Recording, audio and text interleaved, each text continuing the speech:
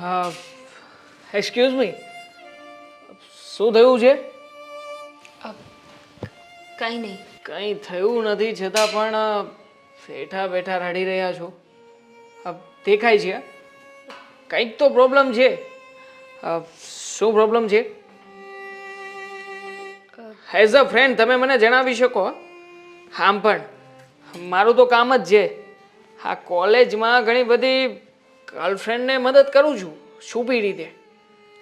મતલબ કે કોઈને કંઈ કહેવાનું હોય, કોઈને કોઈ ગમતો હોય, કોઈનું ક્યાંક સેટિંગ થોડું ઘણું પઢાવવાનું હોય તો આપણે કરી નાખીએ. પણ મારી એવી કંઈ પ્રોબ્લેમ નથી ને? વાંધો જ આ છે. પ્રોબ્લેમ થવી જોઈએ.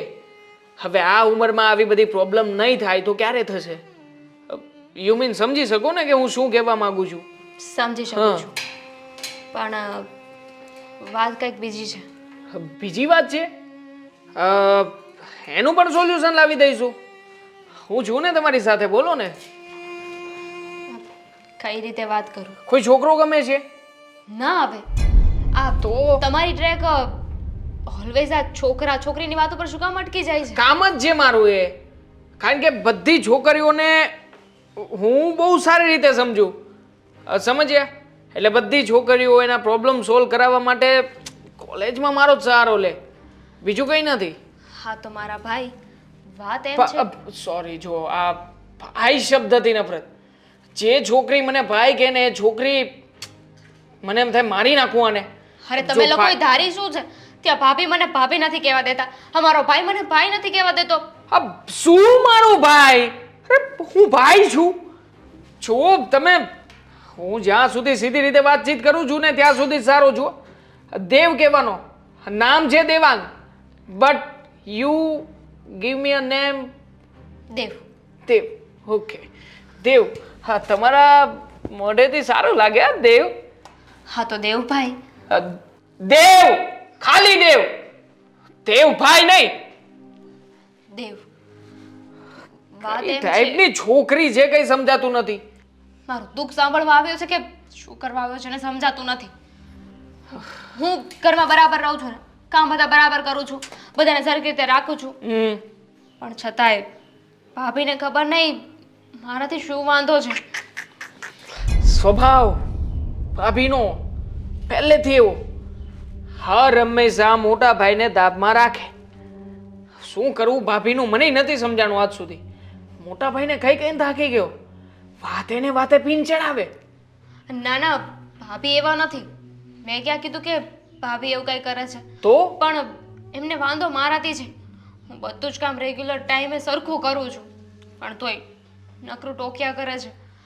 ને હા, મેં તમને વાત કરી છે ને, તમે કોઈને કહેતા નહીં તો ભાભીને ખબર પડશે ને તો મને બોલશે, મને ધમકી આપી છે કે જો મેં કોઈને કંઈ કહ્યું કે સરખી રીતે ના રહીને તો મને ઘરની બહાર કાઢી મૂકશે. અરે પણ હોતું હશે કઈ. હા, હું જો અહીંયા તમારી હેલ્પ માટે જ છું. મતલબ કે હું તમારા સવાલો સંભાળું, તમે મારા. હા, આપણે બંને એકબીજાને સમજીએ, આ ઘરમાં બંને એકબીજા માટે કંઈક કરીએ. યુ નો વોટ દેવ, જ્યારે આપણને આપણા કોઈ પોતાના સાથેના સંબંધની ખબર ના હોય કે શું છે ને શું નહીં, અને આપણે જાણ્યા જોયા વગર એવું કંઈક કરી નાખીએ કે જેનાથી આપણે પછતાવું પડે છે. પછતાવું? અને એ પણ આપણે ક્યારેય નહીં પડે. જો અરે આપણે હાથ તારો, હવે એમાં શું શરમાય છે? કોમન છે. મારા ભાઈ. કોલેજ ભાઈ ભાઈ નહીં કરને, સમજાતું નથી? ભાઈ નથી હું તારો. મને સંભળાય છે, ધીમે બોલીશ ને. આખો મૂડ મારી નાખ્યો. એટલી મસ્ત ફિલિંગ આવી હતી ને મનમાં. જો તને સ્પર્શ શબ્દોમાં કહી દેવા માંગુ છું, મને છે ને તારા પ્રત્યે લાગણીઓ છે. તું મને ગમે છે. આ ઘરમાં આવી છે ત્યારથી મને તારી પ્રત્યે અટ્રેક્શન થાય છે. હા, કોમન વસ્તુ છે, નથી સમજી શકતી? આપણે કેવી છોકરી છે. આપણે સ્કૂલમાં હતા ત્યારે ખબર છે આપણને કહેવામાં આવતું હતું ભારત મારો દેશ છે, બધા ભારતીયો મારા ભાઈ બહેન છે. પણ એક છોકરી સિવાય હું હર હંમેશા એમ જ બોલતો હતો કે મારા જીવનમાં આવતી એક છોકરી સિવાય બધી છોકરીઓને હું મારી બેન નહીં બનાવું પણ ગર્લફ્રેન્ડ બનાવીશ. રોજે રોજ ગોખી નાખ્યું હતું. પણ હું તો તારી બેન જ છું. અરે પણ માહિતી મારી તું જો ઘરમાં કોઈ છે નહીં, મને મજબૂર ના બનાવ કે હું કંઈ કરી બેસું તારી સાથે. હા, ઘરમાં કોઈ નથી? વાહ, મમ્મી મંદિરે ગયા છે, મોટા ભાઈ બહાર છે અને ભાભીનો ક્યાં તો પતો નથી.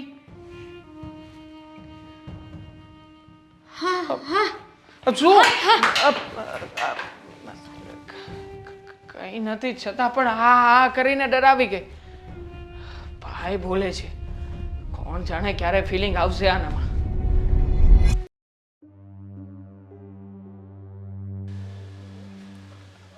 અરે તું જરાય ચિંતા ના કર.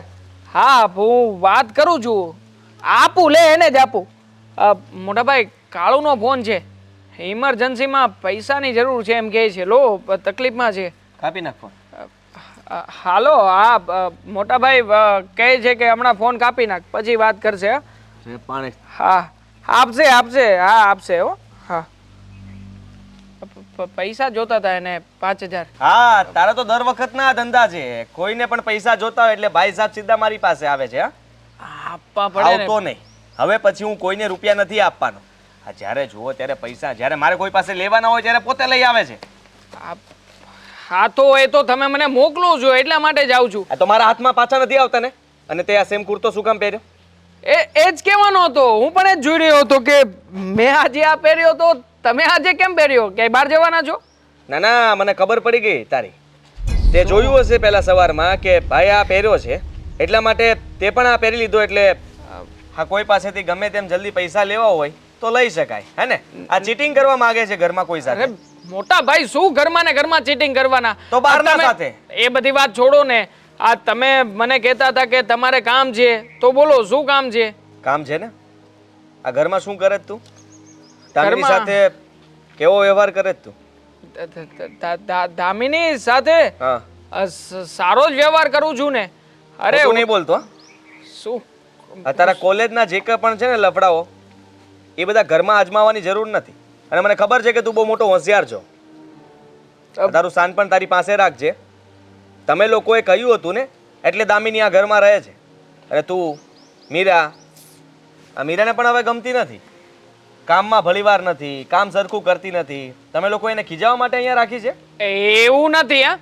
હા, તો અમને લાગણી હતી એના પ્રત્યે કે આપણી ઘરે આવે, કામકાજ કરે ને 2 ટકનો રોટલો ખાય ને આપણને ફાયદો કરાવે. પણ સાલી ફાયદો એટલે? મતલબ કે ફાયદો શેનો ફાયદો? ઘરમાં નોકર નથી એનો, ઘરના કામકાજ કરે એનો, તો એ ફાયદો એને જોવો જોઈએ ને કે કોઈ આમનામ આશરો ના આપતું હોય, કોઈનો સ્વાર્થ હોય એમાં, તો એ સ્વાર્થ એ સમજવો જોઈએ એને. તેવાંગ સમજવાની કોશિશ કર. મફત રહે છે ઘરમાં. હા, તો રહે છે. તમે લોકોએ કહ્યું એટલા માટે. અને તમારું કામ પણ કરે જ છે.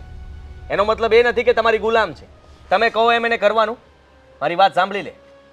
હવે પછી તારી એક પણ ફરિયાદ ના આપવી જોઈએ. નહીં તો એવું બનશે કે પહેલા હું દામિનીના ઘરમાં નહોતો રહેવા દેવા માંગતો, અને હવે તારી ફરિયાદ આવી તો તું આ ઘરમાં નહીં રહે. સમજો તું? કે તમે 2 ટકાની છોકરી માટે થઈને મને કહી રહ્યા છો? 2 ટકાની છોકરી નથી એ. અરે બહારથી ઉચકીને લઈને આવ્યા છે મમ્મી. હા. નથી તમારી સાથે કોઈ સંબંધ કે નથી મારી સાથે. હા, તો પછી શું કામ રાખવી જોઈએ ઘરમાં? કાઢી મૂકો ને. જવાબદારી છે ને આપણી. તમે લોકો ત્યારે મોટી કરતા હતા, મમ્મી કહેતા હતા કે એનું કોઈ નથી, અને હવે આપણા ઘરમાં આવી ગઈ છે તો આપણી જવાબદારી છે. જેમ તું મારા માથે પડ્યો છે એમ એને પણ હું સાચવું છું. સમજો તું? સંભળાવો ને આ મોટા ભાઈ, સંભળાવવાની કોઈ જરૂર નથી. હા, સંભળાવવું એટલે ખોટું લાગે છે. અત્યાર સુધી મસ્તીમાં જ્યારે પણ લેતો હતો ત્યારે ભાઈ સાહેબને વાંધો નહોતો, પણ જ્યારે સાચી રીતે અને સાચા શબ્દોમાં કહું છું તો તકલીફ પડે છે, દુઃખ લાગે છે. તો કરીને બતાવ ને. હા, આ કોલેજ સાથે સાથે તું જોબ કરવાનો હતો, હજી વાતો જ કરે છે, પૈસા માંગવા મારી પાસે આવે છે. તેવડ નથી તારામાં? 2 હાથ નથી આપ્યા ભગવાને? મગજ નથી આપ્યું તને? આપ્યું છે, બધું જ છે મારી પાસે, પણ આ કોઈ કામે નથી રાખતું તો હું શું કરું? એક કામ કરો ને, હા તમે ઓફિસમાં જાઓ છો ત્યાં વાત ચલાવો અને કહેજો પાર્ટ ટાઈમ રાખે. અરે કેટલી ટર્મ એન્ડ કન્ડિશન મૂકે છે. એક્ઝામ સમયે બહાર નહીં જવા દે. હવે આવી બધી કન્ડિશન કેવી રીતે ફોલો કરી શકો? એક્ઝામ તો આપવી પડશે ને, ભણું છું તો. કોલેજમાં પાસ થઈ જા, ખાલી એટલું કરે ને તો પણ ઘણું છે મારા માટે. પછી મેં છે તારા માટે ધંધો ગોતેલો છે, ત્યાં ચૂપચાપ બેસીને કામ કરજે, બીજું કંઈ નહીં. અને સાંભળી લે મારી વાત, દામિની સાથે હવે તું વાત પણ નહીં કરે. સમજો તું? ચૂપ. એક મહિનાની કન્ડિશન ઉપર રાખી છે. આપણા માથે બેસીને તાંડવ કરે એટલા માટે નહીં. મારી વાતો તમને કરે, તમારી વાતો મને કરે, વળી પાછી આપણા બંનેની વાતો ભાભીને જઈને કરે. શું એણે માંડ્યું મને- છે ને? એણે મને ફરિયાદ નથી કરી, પણ એની આંખોમાં દેખાઈ આવે છે તારા પ્રત્યે અણગમો, તારી ભાભી પ્રત્યે અણગમો. અને તમે લોકો એની સાથે એવું કંઈ કરતા હશો એટલા માટે જ તે એ ચૂપચાપ બધું સહન કરે છે, પણ કોઈને કહેતી નથી. પણ એટલું યાદ રાખજે કે જો તારી કંઈ પણ ભૂલ નીકળી કે વાંક નીકળ્યો ને, એટલે તું આ ઘરમાં નહીં રહે. સમજો તું? સમજી ગયો. હા, બહારના લોકોની આંખો વાંચતા બહુ સારી આવડે છે નહીં? હા, ક્યારે મારી આંખો વાંચી છે? વાંચી છે? ક્યાંય દેખાય છે? દેખાય છે શું દેખાય છે? સ્વાર્થ. સ્વાર્થ નથી. લગ્ન કરવાની ઉંમર થઈ છે મારી. હવે ક્યારેક કોઈ છોકરી જોવા જઈએ, ક્યારેક મારા લાયક કોઈ છોકરી ગોતીએ, આવું પણ કરવું જોઈએ. તારી આંખોમાં લાલચ પણ દેખાય છે. અને રહી વાત સ્વાર્થની, તો સ્વાર્થ એને જ કહેવાય કે અમે તારા લગ્નનું ક્યારેય વિચારી શકીએ જ્યારે તું તારું ઘરની બધી જવાબદારી ઉપાડી શકે, આવનારા પાર્ટનરની જવાબદારી ઉપાડી શકે. છે તેવડ તારામાં જે પોતાના માટે કાંઈ નથી કરી શકતો એ બીજા માટે શું કરી શકવાનો છે? અને ઓ ભાઈ, ખબર છે કે ઉંમર થઈ ગઈ છે, પણ છે ને આ ઉંમરને સંભાળીને રાખજે. હા, જુઓ, આ બધી સલાહ શિખામણ તમે મને ના આપો, ખબર પડે છે મને. હા, પણ હા, એને કહેજો એ પણ ધ્યાન રાખે. જે કામ ચીંધું ને એ કામ જેવી રીતે કહું એવી રીતે કરી આપવી પડે. પોતાની જાતે પોતાનું કામ કરી લેવું, કોઈને ચીંધવું નહીં. ગુલામ નથી તમારી. તમે શું કામ ઉપરાણું લો છો આટલું લેવું બધું? છે. તમે લોકોએ જેવી રીતે ઘરમાં જબરદસ્તીને રાખવા માટે હા પાડી હતી, એમ મારે જેમ મન ફાવે એમ હું અત્યારે કરું છું. મને કોઈ કઈ નહીં કહે. સમજો તું? જા કામ કર તારું.